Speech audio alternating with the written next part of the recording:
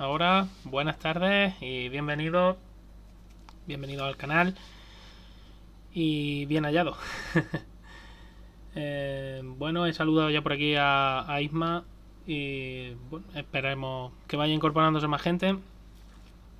Mientras decirte que ya tengo preparado el siguiente vídeo para YouTube del mecanismo diferencial de los automóviles. Ya en la primera parte expliqué lo básico del mecanismo, un mecanismo convencional, y en la segunda parte pues hablaré un poco más pormenorizadamente de qué son los bloqueos de diferencial y para qué sirven, tanto en diferenciales con bloqueo total como diferenciales con deslizamiento limitado, como se denomina. Y espero tenerlo lo más tardar el martes de la semana que viene o el lunes, calculo. Así que permanece atento a mis redes sociales y por si te interesa. Aparte seguiré haciendo aquí directos en Twitch mientras pueda. Ahora que he tenido un poco más de tiempo libre, pues estoy probando también a hacerlo a distintas horas y tal. A ver cómo va la cosa. Pues sí, hoy claro, hemos podido ver. De eso precisamente hoy iba a hablar, pero antes quería comentar un poco a mi parecer cómo está cada equipo o cada coche, mejor dicho, en cuanto a rendimiento. Aunque es verdad que hoy no ha sido un buen día para no ha sido un buen día para evaluar el rendimiento, pero sí ha sido interesante observar algunas cosas. Así que voy a pasar ya. eh,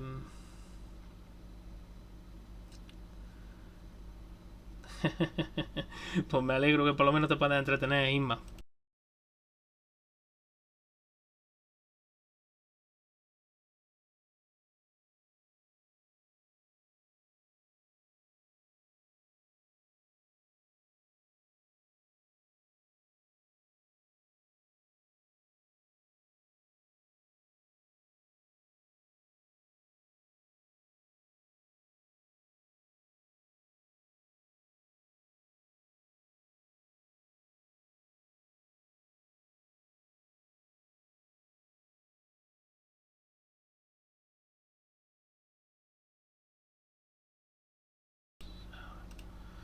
Ahora sí se debería de oír.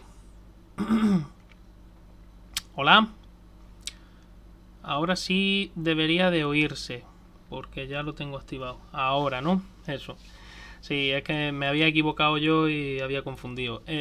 Bueno, el caso. Iba a hablaros de la clasificación de hoy, que ha sido bastante interesante porque ha sido en lluvia, pero no permite ver muy bien el rendimiento de cada coche, pero sí permite ver qué coches son los que calientan las gomas mejor en esas primeras vueltas y qué pilotos también, porque ha habido mucha diferencia entre pilotos como siempre suele ocurrir con la lluvia.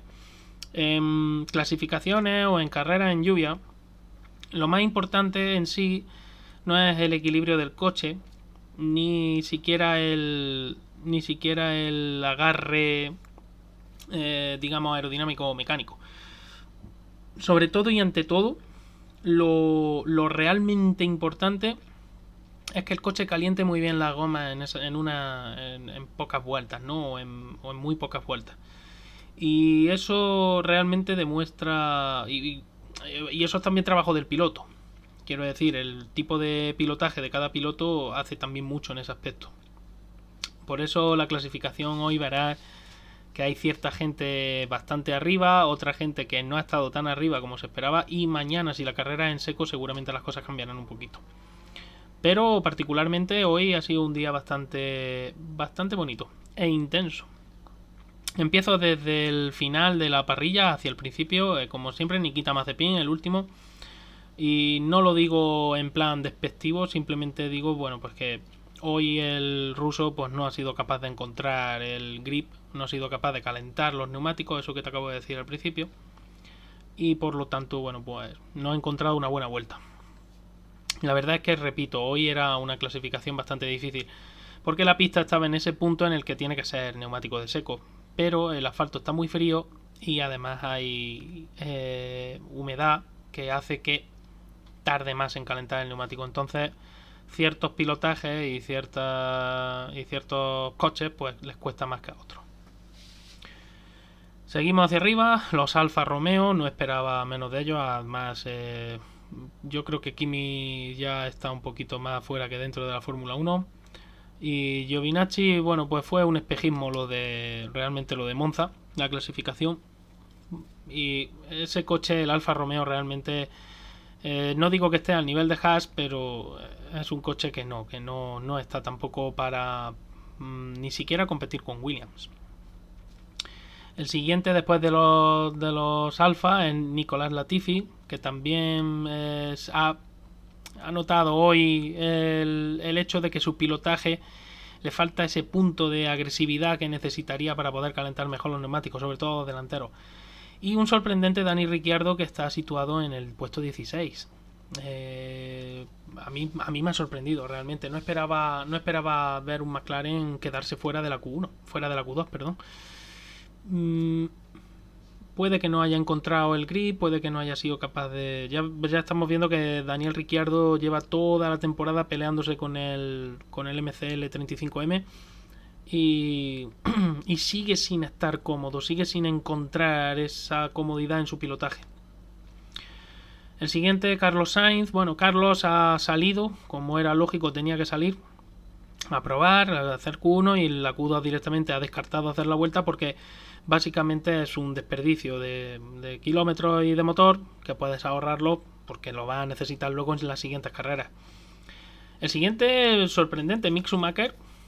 Lo único que puedo decir ante esto es que ha encontrado el momento justo de la pista. Ni un minuto antes ni un minuto después, porque si no me explico cómo su compañero ha hecho 1.28 y Mick 1.25. Estamos hablando de una diferencia de alrededor de... No llega a los 3 segundos, o casi, pero bueno, vamos, ahí está. Entonces, realmente es complicado. Luego George Russell. George Russell en la Q2, bueno, pues no ha sido capaz de encontrar el grip. Y aquí creo que, a diferencia de lo que ocurrió en lo que ha ocurrido en otros grandes premios, aquí creo que Williams ha sido un poco más conservadora, porque el circuito de Turquía, lo que es Turquía en sí, exige una carga, incluso en seco exige carga media. Entonces no puedes arriesgar mucho, porque tienes luego dos largas rectas. Una es la recta de meta y la otra la recta de atrás, que te pueden coger el rebufo ya desde, si no recuerdo mal, en la curva 9. Sí, la curva 9, a partir de la curva 9 hasta que llegas ya a las enlazadas del final, realmente te pueden coger el rebufo, y como tu coche tenga totalmente una carga para mojado, puede ser una víctima propiciatoria.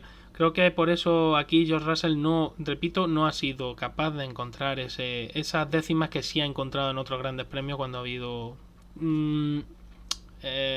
situaciones cambiantes, digamos. Estaba leyendo. Buenas tardes. Buenas tardes, Pani. No lo veía. Digo, tengo aquí esto aquí puesto y tengo y me estaba dando reflejo y no veía. Buenas tardes, Pani. Vamos a ver. Esteban Ocon, el siguiente. Tenemos otro piloto que, por sus características de pilotaje y quizá la evolución del Alpine en estas últimas carreras, no está beneficiando tanto como le había pasado al principio. Yo creo que en realidad lo que está ocurriendo con Esteban, y mi opinión personal, es que Fernando ha necesitado bastante más tiempo del que pensaba para conseguir un rendimiento óptimo, ¿no? Digamos. Y Esteban sí lo tenía, porque claro, Esteban ha estado pilotando el año pasado, ha estado, digamos, muy involucrado con el equipo Renault, con el antiguo equipo Renault, ahora Alpine. Pero Fernando poco a poco ya se ha ido encontrando, sobre todo desde Bakú, desde que cambiaron la dirección asistida y desde que ya va poniendo los reglajes un poco a su gusto, aunque tampoco está al 100%, pero claro, eso, que quieras que no, está haciendo que Esteban, salvo el milagro de Hungría, y digo milagro porque bueno, hay que hacerlo, ¿no? Y hay que estar ahí, pero realmente se encontró con la victoria, más que realmente tener posibilidades de... Si no hubiera pasado la hecatombe de la primera curva, Esteban Ocon no gana la carrera de Hungría. Aparte, si Alonso no hubiera aguantado luego a Hamilton esas 10 vueltas, 11 vueltas, no recuerdo bien ahora, Esteban tampoco hubiera ganado la carrera. Luego Sebastian Vettel. La verdad es que hay que decir, y en honor a la verdad, es que el pase a la Q3 ha sido como siempre, muy apretado porque hay... perdón, hay 3 vehículos para mí que están muy, muy, muy juntos. Bueno, hay varios paquetes, ¿no? Digamos que el primer paquete sería el de los ganadores, que es el que estaría incluido Mercedes y Red Bull, bastante por delante de los demás. Hay un siguiente paquete que también sería de 2 equipos para mí, que son Ferrari y McLaren. Dependiendo del circuito, Ferrari y McLaren se van alternando. Y luego hay un tercer paquete en el que yo incluiría a Alfa Tauri, a Aston Martin y a Alpine. Es verdad que creo que Alfa Tauri tiene un punto más en el coche, pero sus pilotos, bueno, uno de ellos estamos viendo que le está costando, aunque hoy ha sido capaz de meterse en Q3, menos mal. Pero realmente Alfa Tauri creo que tiene un punto más de coche que los otros dos. Lo que pasa es que sus pilotos no han sido capaces de cuadrarlo todo durante la temporada. Por otra parte, Alpine y Aston Martin no están muy diferentes, sobre todo en ritmo de carrera. Aunque creo que quizá Alpine esté también un pequeñísimo paso por delante. Pero ya digo, yo los colocaría más o menos iguales. Luego habría un siguiente paquete que yo metería en ese paquete a este gente de Williams y para usted de contar, porque realmente Williams ha dado un paso adelante con respecto a Alfa Romeo. Alfa Romeo luego estaría después, y ya por último es Haas, que Haas ya desde el principio anunciaron que ellos no simplemente iban, digamos, a hacer bulto casi, pero bueno. En fin, lo dicho, Sebastian Vettel se ha quedado también fuera de la Q3 y realmente ha sido por poco, por una diferencia pequeña. Luego tenemos a Yuki Tsunoda, que sí ha sido capaz de clasificarse a la Q3. No sé cuánto tiempo hacía que el japonés no estaba en Q3, o no recuerdo. Ahora mismo vosotros seguramente a lo mejor lo sabéis mejor. Y luego ya tenemos a Lance Stroll, que ha sido capaz de meter al otro Aston Martin. Quizá el estilo de Stroll, que es un poco más agresivo, más tosco que el de Vettel, ha beneficiado en este caso que se haya podido meter. Cuidado con Stroll, porque puede ser que mañana en carrera sufra más desgaste de neumático que el de Vettel. La carrera de Vettel seguramente va a ser de menos a más. Al final habrá que esperar al germano en las últimas vueltas, porque seguramente si no ocurre nada en la salida especial es posible que luego ya llegue. Y por otra parte, Stroll ya le pasó el año pasado también, empezó a sufrir de un desgaste prematuro de gomas cuando empezó a secarse la pista, y por precisamente ese estilo de conducción que hace que caliente mucho el neumático. Eso está muy bien para una vuelta, pero cuando tienes que dar muchas en un steam, pues empiezan los problemas. Después Lando Norris. Y repito, me han sorprendido mucho los McLaren. Esperaban mucho más rendimiento de ellos. Quizá el paquete aerodinámico que traían aquí, o la configuración aerodinámica, era más bien buscando eficiencia y no tenían tanta carga, y por eso hoy han sufrido tanto. Vamos a esperar a mañana, a ver si mañana son capaces de tener un mejor ritmo de carrera si la carrera es totalmente en seco. Yo pienso que sí, que McLaren debería de subir escalones, pero se han complicado la vida hoy, así que vamos a esperar. Después tenemos a Sergio Pérez. A ver, yo no sé qué es lo que pasa. El Red Bull, además de Sergio Pérez, estuvo ensayando el viernes. Hoy no me he fijado bien, pero creo que sí, con mayor carga aerodinámica que la que lleva Verstappen. Hoy debería de haber sido precisamente Pérez, debería de haber estado más arriba. Ese coche estaba para estar más arriba, como ha demostrado Verstappen, y sin embargo no ha sido capaz de encontrar esa vuelta. Así que supongo que mañana de nuevo hará una carrera en la que vaya remontando posiciones, porque Checo es un hombre de domingos, pero hay que exigirle más a Checo Pérez, hay que exigirle más los sábados. Yo estoy seguro que él lo sabe y estará buscando la manera, pero empieza a ser un poco preocupante. Después, en sexta posición, Fernando Alonso, otro que me ha sorprendido. No me sorprende tanto en sí el hecho, porque él, en condiciones cambiantes, cuando la pista está fría, es capaz de calentar muy bien los neumáticos. Es un piloto que en eso es un maestro, de los poquísimos pilotos que hay en pista que además de calentar el neumático es capaz luego de mantener una temperatura correcta. Porque, como he dicho antes, Lance Stroll calienta muy bien el neumático en las primeras vueltas, pero luego lo quema. Y Fernando no. Fernando es un piloto que es capaz de mantener luego una constante en el funcionamiento del neumático. Así que chapó por el asturiano, porque no creo que Alpine esté en condiciones de estar donde lo ha colocado a él hoy, en un circuito como el de Turquía. Tampoco creo que Alpine tenga que estar donde ha estado Esteban Ocon. Esteban debería de haberse clasificado para Q3. No ha sido capaz, así que veremos mañana. Pierre Gasly, pues no me sorprende tampoco, porque los sábados suele ser un piloto muy rápido. Ahora lo que le queda cuadrar es la carrera del domingo. Creo que aparte también el Alfa Tauri, aunque he dicho que está un peldaño por delante de los Alpine y del Aston Martin, creo que Alfa Tauri también tiene un problema con los neumáticos en ciertas condiciones de carrera, y que eso también les lastra un poquito a la hora de mantener esas temperaturas y de ser capaces de mantener una constante. Pero en definitiva, una muy buena clasificación. Luego en cuarta posición Charles Leclerc. La verdad es que también eran unas condiciones muy buenas para el monegasco, porque aparte de que ya él es muy rápido a una vuelta, las condiciones ahí exigían que calentara el neumático muy bien, y si hay alguien que eso lo sabe hacer bien es Charles. Es un piloto que lo hace muy bien. Mañana no espero que sea capaz de rivalizar con los tres primeros. Bueno, miento, con los dos primeros, porque ahora ya lo sabéis, pero ahora lo explicaré, no me quiero adelantar. Pero la salida va a ser un tipo peligroso, Charles, seguro, porque ya sabemos que es muy agresivo en las primeras vueltas, y además mañana sale tercero, aunque aquí haya terminado cuarto.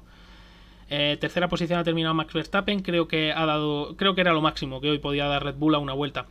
También es verdad que el ritmo de carrera puede ser un poco más parejo con el de Mercedes, pero creo que aquí Mercedes tiene un punto más que Red Bull. Este es un circuito que le va muy bien a Mercedes, y que quizás a Red Bull no le va mal, pero le va a faltar ese puntito.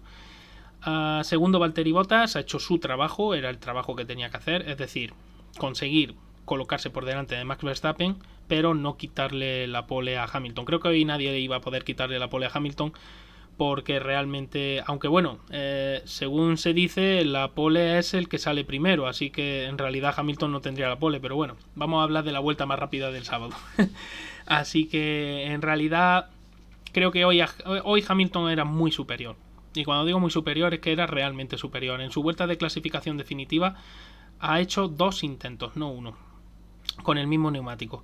Y en el segundo intento ya ha quedado con un neumático blando, con la opción más blanda, ha quedado a unas 2 décimas de su mejor registro. Es decir, que aun a pesar de lo que había hecho, hubiera quedado por delante de Max Verstappen. Así que realmente hoy era imposible poder superar a Hamilton. Hamilton, como sabes, saldrá un décimo.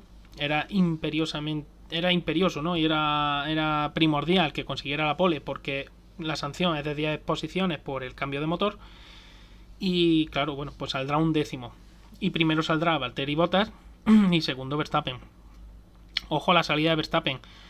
Lado sucio, aunque bueno, como la pista está bastante limpia, veremos a ver si mañana. No creo yo que vaya a estar la pista. La pista va a estar, no voy a decir virgen, pero tampoco va a estar engomada. Así que en principio no preveo que haya mucha diferencia entre salir por un lado o por el otro. Pero luego después pueden ocurrir cosas seguramente. Voy a leeros, que habéis llegado aquí gente. Muy buenas, Asnes. Y no te cortes con Pérez, no, Pani. Si es que yo, sinceramente, lo de Pérez, lo digo porque, vamos a ver, era achacable anteriormente que un Albon, que un Gasly sucumbiera a la presión. Pero es que estamos hablando de un señor como Sergio Pérez, que lleva ya muchos años en Fórmula 1 y que debería. Otro que me sorprende también es Daniel Ricciardo, pero bueno, Daniel Ricciardo tiene sus genialidades a veces. Y en fin, no sé. Ya veremos mañana. Seguramente mañana el mexicano sea capaz de ganar posiciones y de llegar bastante más arriba, pero ya veremos.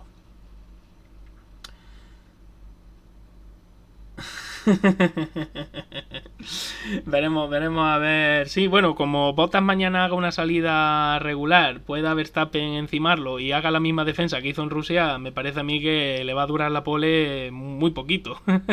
pero pero no sé. Vamos a ver, Pani. Hoy he notado que los Ferrari entregaban la potencia muy pronto. A ver, Ferrari está investigando. Ya dije ayer, creo que fue ayer o no, sí, fue ayer. Estuve hablando precisamente de la nueva batería que utilizan, de batería de estado sólido. Ferrari en realidad está experimentando para el año que viene. Entonces es normal que veamos un coche un poco encabritado a la hora de salir de curvas lentas sobre todo. Porque están buscando una programación mejor para esa MGUK y para la entrega de potencia. Pero no van a obtener mucha más potencia. No, las mejoras de Ferrari no son para de repente ahora tener 50 caballos más. No, eso no es así. La mejora de Ferrari es para obtener mayor eficiencia. Y si tienes mayor eficiencia, puedes utilizar máxima potencia más tiempo. Eso es inapelable. En fin, bueno, y después de enseñaros esto, os voy a enseñar. Vamos a ver si lo tengo por aquí. Vamos a ver. Vale, ya lo ha cargado. Estamos en Google. Y estábamos hablando, o os estaba hablando, de las imágenes que había dejado el día. Y bueno, os voy a enseñar una de ellas, que es esta de aquí, creo que lo estáis viendo. Esos vórtices que se ven salir de. Esos vórtices que se ven salir del ala trasera. Esos son los conocidos en inglés como wingtip vortex. Y no significa otra cosa nada más que vórtices del final del ala, del wingtip, o en este caso del end plate. En realidad esto es su denominación real sería un tubo de baja presión, un tubo donde el aire está girando. Es como un cono donde, vamos, realmente es un tubo, se forma un tubo donde el aire está girando en un sentido o en otro, dependiendo del lado del vehículo, y se forma, ya digo, un canal con forma de tubo donde hay muy bajas presiones en ese canal. Entonces el aire se mueve a mucha velocidad, a muy baja presión, y pueden alargarse muchísimo en el espacio. Y son tubos además con mucha energía, contienen mucha energía. Son parecidos a los vórtices que se generan para limpiar el flujo de aire sucio, pero en este caso concreto que estáis viendo, como estoy señalando aquí, en este caso se generan... es una consecuencia de la generación de carga aerodinámica. En anteriores años sabéis que a los endplates de la parte trasera de los Fórmula 1 se les permitía tener una serie de cortes en esa zona para descargar un poquito la presión, y entonces esos tubos ya no se veían tanto, pero claro, como desde hace 2 años creo recordar se obliga, o 3 años, no recuerdo bien ahora, se obliga a los coches a tener esos endplates totalmente lisos, sin esos cortes y sin esas pletinas y tal, entonces son mucho más visibles. La otra imagen que nos ha dejado el día, que me ha parecido preciosa, es esta. Espero que podáis estar viendo el vídeo, no sé si se está viendo. Y realmente estáis viendo el famoso vórtice Y250, que se llama así porque se genera justo a 250 milímetros del eje longitudinal del vehículo, del centro, ¿no?, del vehículo. El caso, el caso es que hoy, concretamente, se han dado unas condiciones muy buenas de humedad y de tipo de ala delantera que estaban usando los equipos. Por ejemplo, incluso con la humedad de hoy, con una ala delantera tipo Monza hubiera sido muy difícil ver este vórtice, porque además suele ser bastante más finito. Pero sin embargo hoy, concretamente con este tipo de ala, se ha visto muy bien. No solo, bueno, aquí os estoy enseñando el de Red Bull, pero se ha visto en el Mercedes, se ha visto en el Ferrari, se ha visto en el Aston Martin, en la retransmisión, y la verdad es que es una maravilla, es precioso. Y este vórtice, que sirve para su función, básica, es limpiar el flujo aerodinámico sucio o el flujo turbulento que genera la rueda delantera, para que ese flujo no impida al bargeboard hacer su función, que es evitar que el aire con baja presión entre en la parte, el aire con alta presión entre en la parte baja del monoplaza o entre en el fondo plano, por debajo. Y realmente ha sido una imagen preciosa, la verdad. El caso es que os iba a explicar, porque claro, el vórtice I-250 tiene su nacimiento en el año 2009. Y eso ocurrió porque la FIA cambió la normativa. Esto era este es el Honda del año 2008. Como quiero que te fijes en el alerón delantero, que son dos planos. Bueno, aquí hay un corte, ¿no? Para simular como un tercer flap, pero en realidad son dos planos. Y está el plano principal o inferior y un flap superior. Bueno, pues si lo ves, si se ve bien, es continuo. No hay ningún corte. Es decir, el morro del coche y los soportes del alerón están por encima de todo el ala delantera. Al hacerlo continuo, los técnicos, tanto de los equipos como de la FIA, se dieron cuenta de que se generaba una zona de bajas presiones en la zona inferior, aquí donde ves la B de Bridgestone en el alerón delantero del Honda. En esa zona, por la parte baja del morro, se generaba una zona de bajas presiones. Esa zona de bajas presiones ayudaba a los equipos a bajar el morro. Entonces la FIA, como en 2009 quería hacer un recorte aerodinámico brutal, decidió hacer esto. Totalmente distinto. Se les llamó las cosechadoras en el año 2009. Decidió hacer un corte en el ala delantera y que solo el plano principal fuera a todo lo largo del ala delantera. ¿Esto qué ocurrió? Bueno, pues que la FIA exigió que los flaps superiores terminaran en un eje Y a 250 milímetros del eje longitudinal del vehículo, del eje central del vehículo. Y entonces se exigió que el flap superior y los sucesivos, luego después en otros años, como mucho pudieran terminar en ese punto, en ese eje, a 250 milímetros del centro. ¿Qué ocurre? Bueno, pues que los ingenieros, cuando diseñaron estas alas, realmente no sabían lo que iba a ocurrir, ¿no? Eso era algo imprevisible, pero se dieron cuenta que en la punta del flap se generaba lo que se conoce como vórtice. Lo mismo que en un ala de avión, en la punta del ala de avión se generan unos vórtices, el wingtip vortex. Aquí también se genera ese mismo tipo de vórtice, porque estás al final en el final, ¿no? de ese elemento aerodinámico. Y realmente en ese instante los ingenieros fueron conscientes de que ahí se generaba un vórtice. A priori no. Newey fue el primero que se fijó que podía ser útil. ¿Y cómo podía ser útil? Bueno, estas alas no limpiaban tanto. O sea, voy a poner otra vez el ala anterior. Este ala anterior, aun siendo más corta en anchura, era capaz de ayudar a limpiar un poco más el flujo de la rueda, el flujo sucio el aire sucio que genera la rueda delantera. Era capaz de ayudar a que la rueda delantera no limpiarlo, pero sí generar menos aire sucio. Sin embargo, este ala de aquí ya era más complicado. De hecho, por eso se colocaban estos pequeños aletines, estos pequeños flaps en la punta del ala, así en horizontal, que ayudaban precisamente a que el aire subiera por encima de la rueda delantera. Pero claro, ese aire luego no era aprovechable. Por eso luego con los tapacubos y con el aire caliente se colocaba también para intentar aprovechar ese aire en el lateral del vehículo. Así que ese Vortex I-250, ese vórtice I-250, se creó por una normativa de la FIA. No es que los equipos lo buscaran, es que la normativa FIA exigió hacer esto y entonces los equipos, Newey a la cabeza, dijeron, anda, pues si aquí tenemos una solución. Y la solución fue esta. Esta fue la primera vez que se vio en cámara en televisión, pero ya llevaba funcionando más tiempo. En el Red Bull del año 2010, el vórtice I-250. Y aquí estás viendo las primeras veces el vórtice es bastante pequeñito, pero lo suficientemente potente como para ser capaz de barrer el flujo aerodinámico que va hacia el backboard y ser capaz de echar ese aire sucio de la rueda delantera hacia afuera para evitar que se cuele por debajo del fondo plano. Aquí lo vas a ver un poco mejor. Tienes el vórtice en la parte delantera que se genera, el I-250, ya con estas alas un poquito más elaboradas, con más elementos y con más flaps, se generaba un vórtice mayor, un vórtice ya con más fuerza, con más potencia.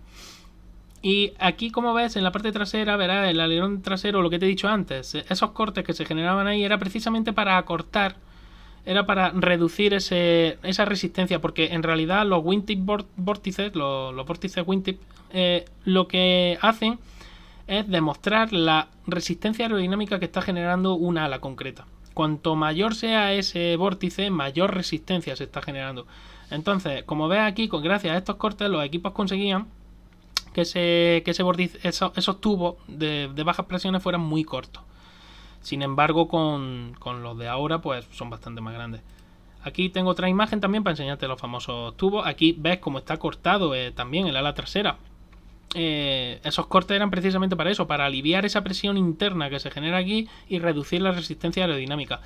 ¿Se reduce la carga del ala trasera? Sí, pero muy poquito. Es algo, digamos, despreciable. Realmente al final no supone una pérdida brutal de carga ni nada por el estilo. Entonces es mejor tener esos cortes. ¿Qué hace la FIA? Pues prohibirlo, como es lógico y normal. Y pues aquí por último pues te enseño estos también, que aquí se ven un poquito más eso. Estas alas, además, bueno, aquí concretamente es que esto es un ala con bastante carga. Entonces el tubo es bastante más grande. Y para mí creo que ha sido la imagen del día, esto de aquí. Y realmente pues ya te digo, la búsqueda del vórtice I250 fue casual, realmente no se buscaba, no era algo que se buscara per se, simplemente la FIA dio la posibilidad. Como la FIA dio la posibilidad, los equipos pues lo aprovecharon. ¿Quién lo aprovechó primero? Pues como siempre el mago de la aerodinámica, Adrian Newey, para Red Bull. A partir de ahí todos los demás fueron imitando. Voy a leer un poco el chat, a ver lo que me contáis. En los flaps de los alerones delanteros también. Sí, bueno, se han visto condensación, porque cuando tú ves la condensación en los flaps, realmente lo que está ocurriendo es que estás viendo la generación de carga aerodinámica, no estás viendo otra cosa. ¿Cómo la estás viendo? Pues porque se genera resistencia. El ala delantera no genera tanta resistencia como una ala trasera, pero genera algo de resistencia. Siempre que un alerón o un ala está trabajando, está generando carga, genera resistencia aerodinámica. Siempre, eso es siempre. No hay ningún diseño de ala, o de flap, o de alerón, como quieras llamarlo, que sea capaz de generar carga sin generar resistencia aerodinámica. Eso no existe.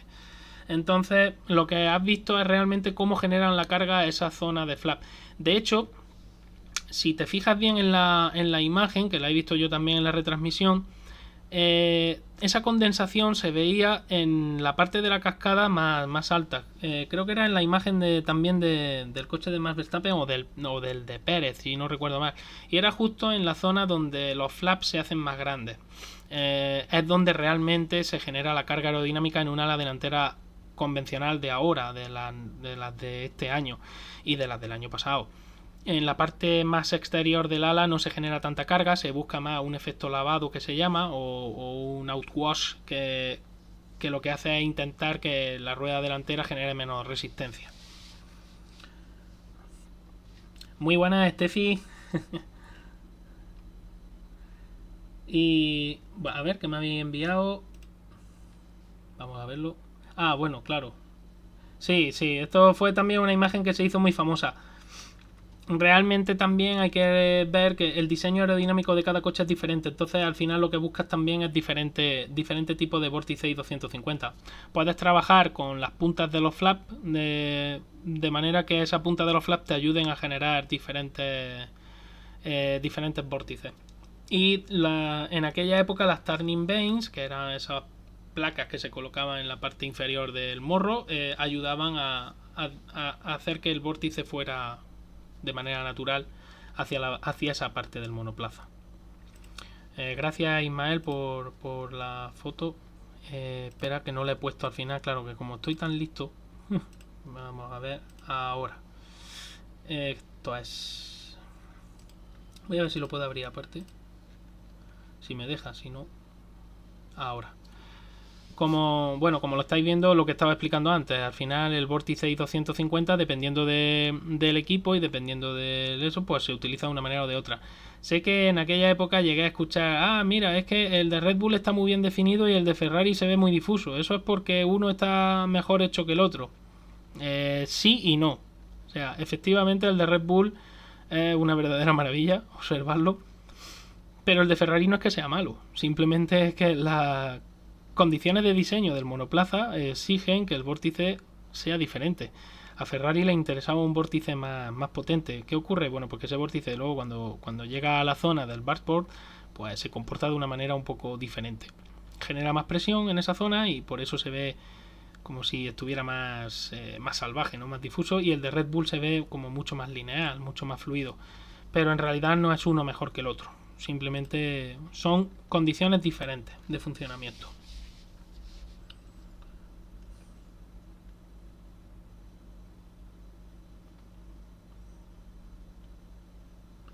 No sabía que se podía hacer el vórtice. A ver, al final es lo que he explicado antes, Tefi. La FIA obligó al cambio de diseño de las alas delanteras y resulta que se encontraron con que con esos flaps se generaba ese vórtice de manera natural. Ahora había que saber controlarlo. El primero que lo hizo fue Newey, así que ese fue el que se llevó el gato al agua con el vórtice I-250. Es un tema...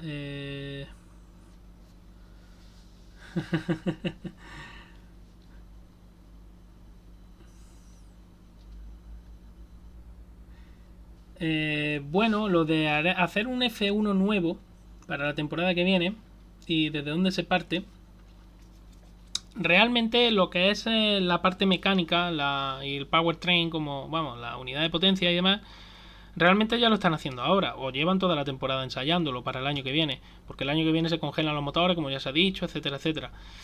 Así que eso para el año que viene sí sirve. Lo que no sirve es toda la aerodinámica. Es decir, lo que sí realmente cambia es la aerodinámica. Y al cambiar la aerodinámica y al cambiar los neumáticos, las suspensiones también tienen que cambiar.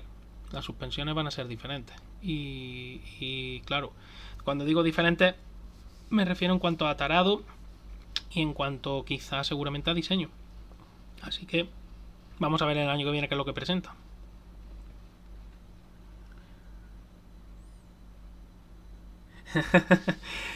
Sí, Steffi, es Newey.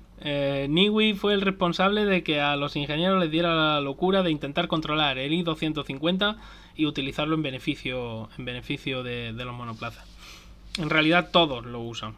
Y ya digo que ha sido curioso porque hoy la imagen era tan sumamente clara que me ha encantado. Y digo, esto tengo que hablar yo esta tarde en Twitch del vórtice I-250. Porque realmente merece mucho la pena ver que no... Ha sido uno de esos inventos ingenieriles que han ocurrido más por accidente que porque se buscara realmente. Fue más obligado por los cambios de la FIA en sí. Es más, no sé si la FIA era consciente realmente de lo que estaba haciendo cuando obligó a los equipos a cortar los flaps superiores en ese eje, en el I-250. Así que bueno, el día poco más ha dado de sí. Si estoy buscando por aquí si tenía algo pendiente. Y en definitiva creo que ha sido una sesión de clasificación bastante interesante. Pero vamos, que en realidad mañana se va a ver una carrera distinta a lo que se ha visto hoy en clasificación. De eso no me cabe la menor duda. La historia está en que si mañana la carrera es totalmente en seco, aunque me parece que había algo de previsión de lluvia, pero si mañana la carrera es totalmente en seco, yo creo que va a ser diferente y va a haber una lucha bastante interesante entre algunos coches que están un poco más arriba de donde deberían y otros que no están tan arriba como deberían. Aparte de estar atento a la remontada de Hamilton, porque la remontada seguro que va a venir.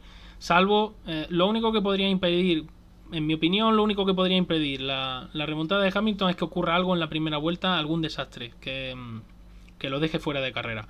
Porque aún ni siquiera, aunque imaginemos que tiene un toque en la primera vuelta y tiene que parar y sale último del pit lane, yo estoy seguro que Hamilton roza el podio en esas condiciones, si no hay incluso safety car y le ayuda. O sea que realmente aquí son muy superiores y yo creo que mañana Verstappen va a tener que luchar muy mucho por intentar quedar delante de Hamilton.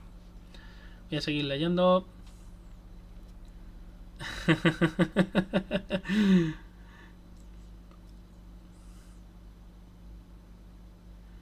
Que es de Prodomo. Sí, bueno, Prodromo que yo sepa seguía en McLaren. No, no sé si ha cambiado de equipo, pero yo creo que no. Sí, es que, Steffi, mañana realmente la carrera va a ser en condiciones muy diferentes. Hoy la clasificación ha sido, sí, ha sido con gomas de seco, pero en realidad la pista estaba fría y húmeda, había charcos incluso en algunos sitios. Así que mañana se va a notar mucho el cambio. Y yo creo que hoy los equipos pocos han arriesgado con la configuración aerodinámica del monoplaza. Algunos han arriesgado, otros realmente no se la han jugado y han preferido poner un reglaje un poco más de seco.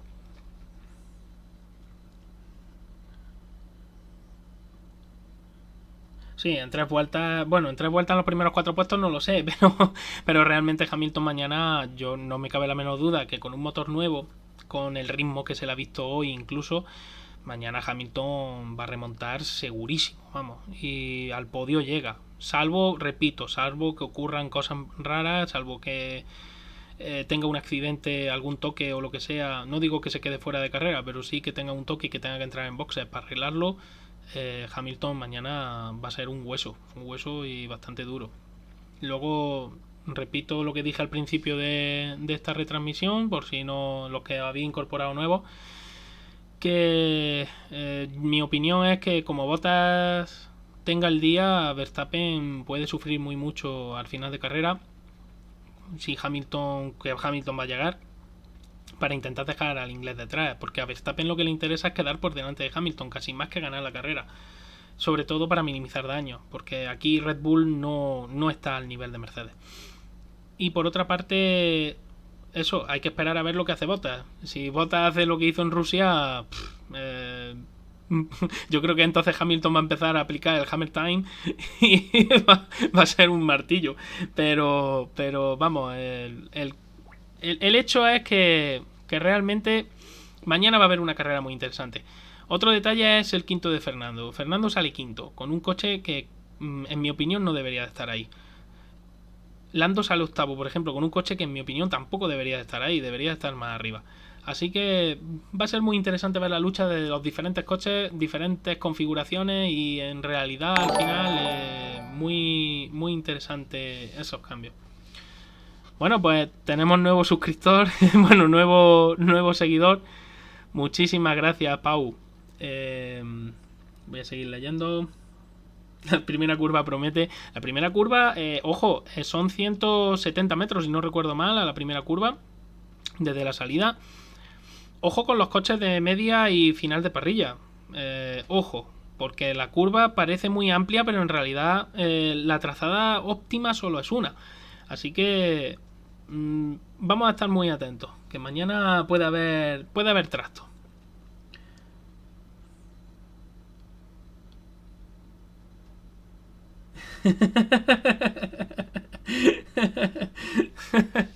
Charlie ya hablo mucho. Él me dio la oportunidad en GPK y yo se lo agradezco. Luego ya a final de año le pasaré la facturilla a ver lo que me dice. En fin, bueno chicos, pues de momento por mi parte ya poco más que comentar. Si tenéis alguna duda más o queréis preguntar algo sobre 2022, lo que os dije ayer en el directo, no voy a comentar nada más porque voy a hacer el directo con Charlie y tampoco quiero adelantar acontecimientos, pero si queréis preguntar algo sobre lo de hoy o mañana, pues ya lo podemos comentar ahora. Que descuente de la ganancia.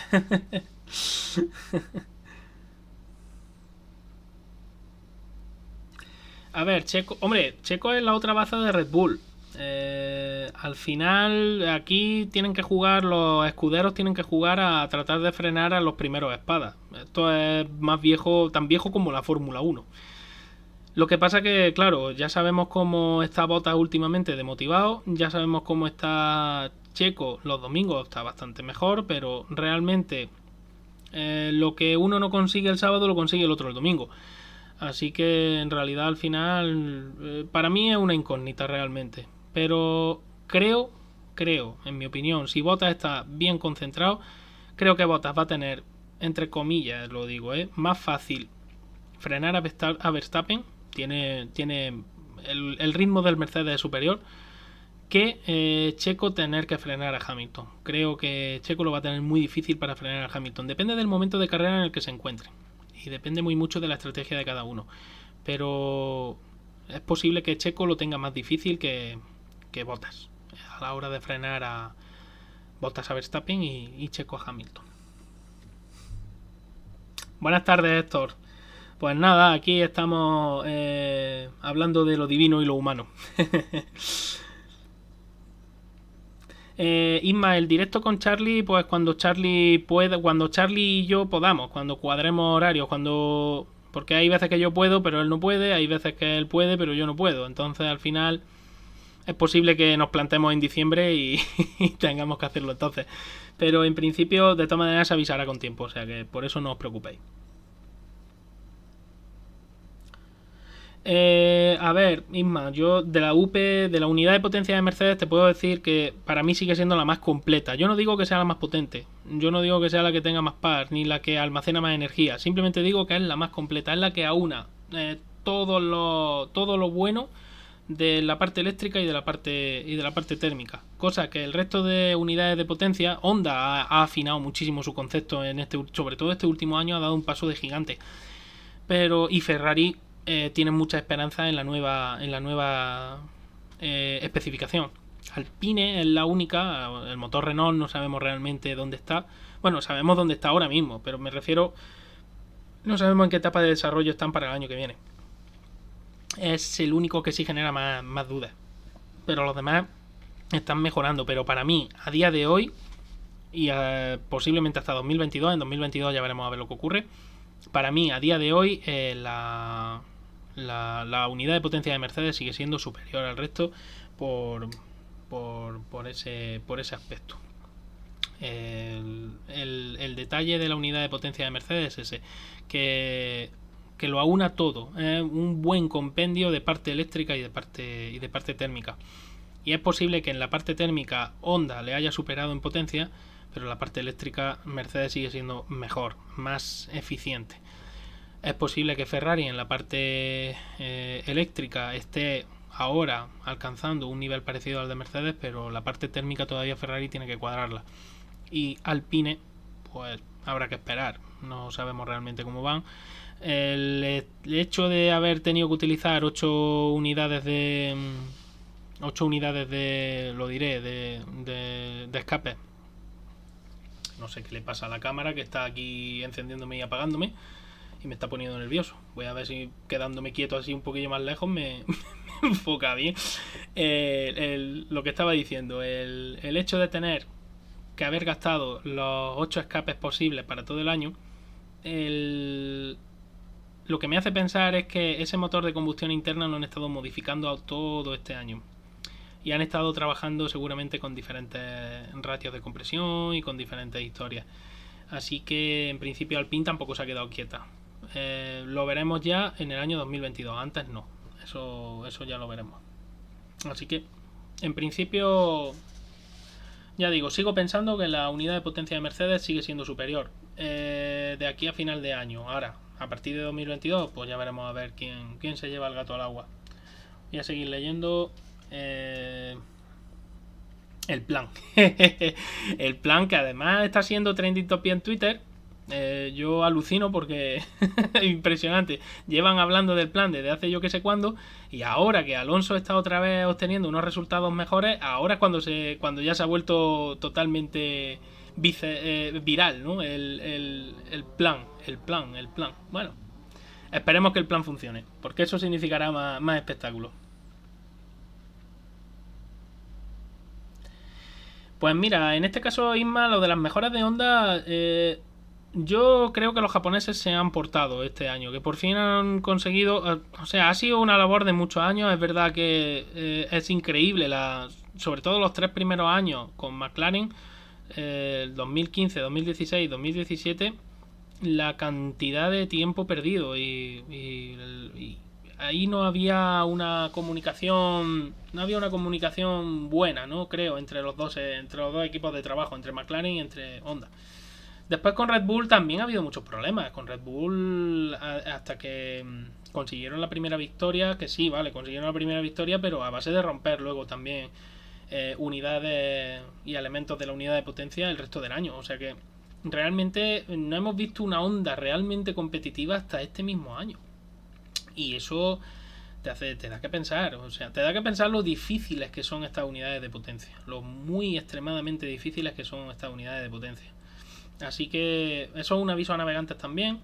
Por eso pienso que la normativa de 2026, el quitar la MGUH, creo que era imperativo, pero me faltan todavía cosas, como estuve explicando en un anterior Twitch, en el sentido de que recuperar 350 kilovatios eléctricos solo exclusivamente con el eje trasero va a ser un problema, y un problema morrocotudo. Bueno, 350 kilovatios no, realmente la potencia que da el motor es 350 kilovatios, tú tienes que recuperar X energía para alimentar a ese motor, y es mucha energía.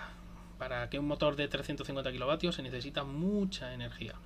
Y claro, las baterías de Fórmula 1 no son... Las baterías se exige un peso mínimo de 20 kilos, así que no son las baterías de un coche de calle que pueden llegar a rondar los 400 kilos.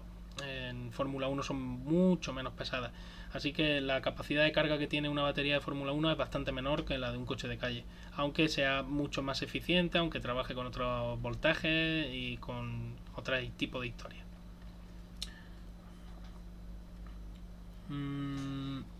Cada vez que... Sí, bueno, lo del sonido también lo he comentado esta mañana en Twitter.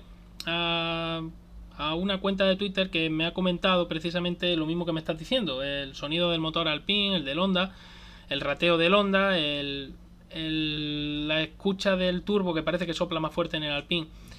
Efectivamente eso es lo que parece. Y digo parece porque realmente supongo que la gente que va al circuito y que lo escucha en vivo puede corroborarlo. Pero tenéis que pensar, cuando se habla del sonido de un motor, que los micrófonos que se colocan para grabar ese sonido, dependiendo del motor, se colocan en diferentes posiciones.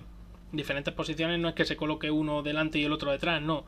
Pero sí hay diferencias. Entonces esas diferencias pueden provocar que el sonido que llega al micro pues sea también un poco distinto. Y al final engañe un poco al oído en cuanto a su potencia, en cuanto a su tono, en cuanto a ese tipo de cosas. Sí, es verdad que parece que el Alpine, el turbo se escucha más el soplado del turbo.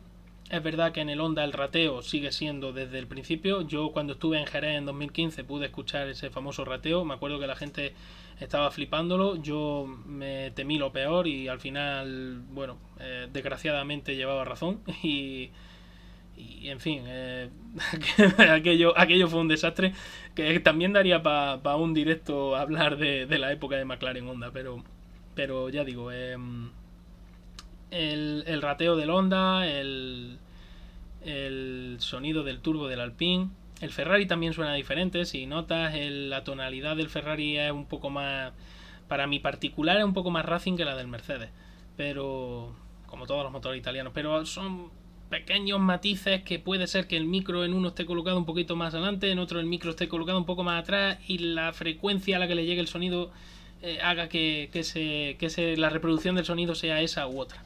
Así que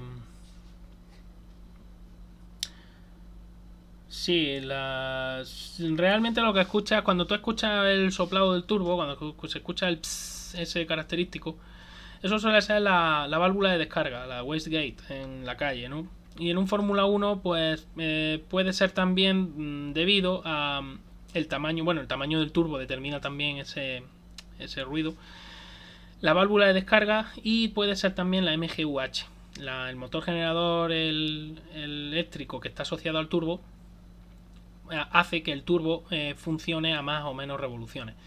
Y el MGUH es capaz de controlar también esa inercia del turbo, entonces se puede escuchar más o menos en función de cómo funciona el MGUH. Si Alpine ha conseguido que la MGUH ayude más al motor en ciertas posiciones o incluso en retención sea capaz de recuperar más electricidad, bienvenido sea. Sería una buena señal ese sonido. Y realmente Alpine tampoco veo que tenga una falta de potencia real, ¿no? en principio Alpine yo lo veo en las rectas y lo veo que se comporta con una velocidad punta bastante buena con respecto al resto de sus rivales. Así que en ese sentido creo que... Es más, creo que todas las unidades de potencia, las cuatro, están bastante parejas en cuanto a potencia. Bastante parejo es que la más potente esté 30 caballos por encima de las menos potentes.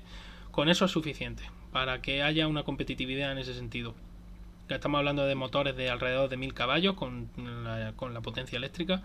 Y si te mueves, uno está en 980 y el otro está en 1010, no debería haber ningún problema en ser competitivo con esos 980.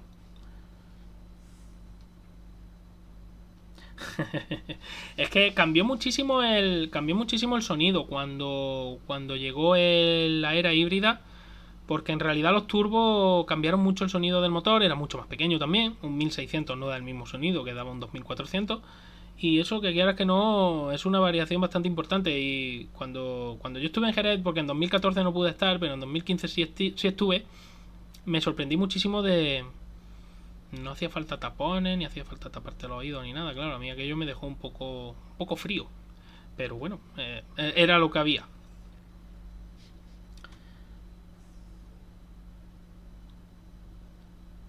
Rodaban, sí. Sí, además, de hecho, eh, Mercedes, concretamente a 2014, es curioso que llegaron... Bueno, fue el equipo que más preparado llegó y de hecho hasta 2017 no empezaron a tener una competencia más o menos real, porque 2016, 2015 y 2014 el equipo Mercedes luchaba solo.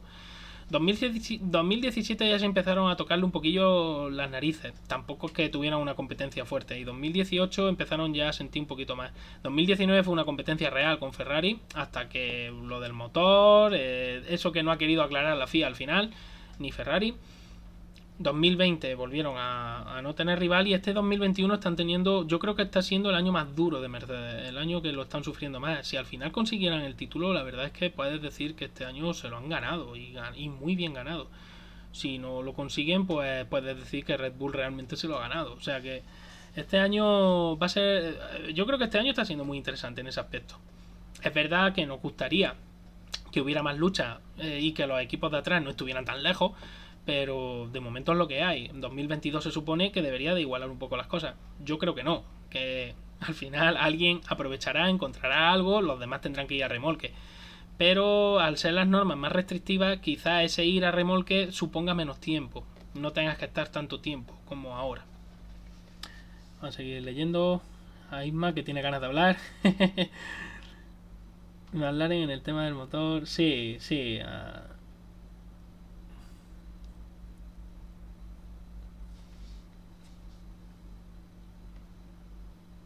Sí, los primeros test que hacían Mercedes, ya los primeros días eran capaces de hacer casi dos grandes premios. Era impresionante la fiabilidad que tenía ese motor frente a los demás que estaban todavía, digamos, en pañales.